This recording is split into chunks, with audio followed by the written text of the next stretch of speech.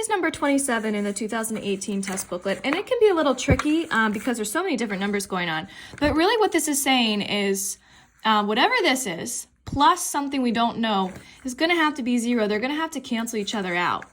So the first thing I did is I said, well, negative 4.5 plus 4.4. I calculated that out, and I got negative 0.1 plus something will give us 0. Again, this is coming from, I just put this into one number.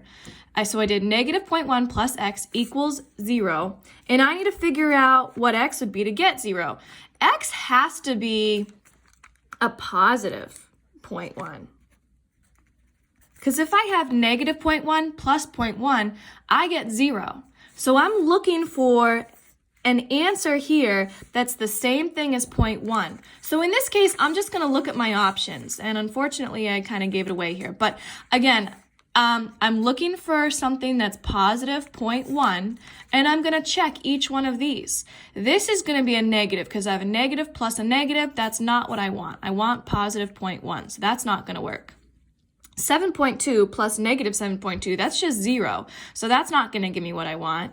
And this, if I calculate it out, I actually get a negative because 7.2 plus negative 7.3, this number's bigger, it's going to bring me into the negatives. So this actually works. If you do negative 6.7 plus 6.8, I get 0.1.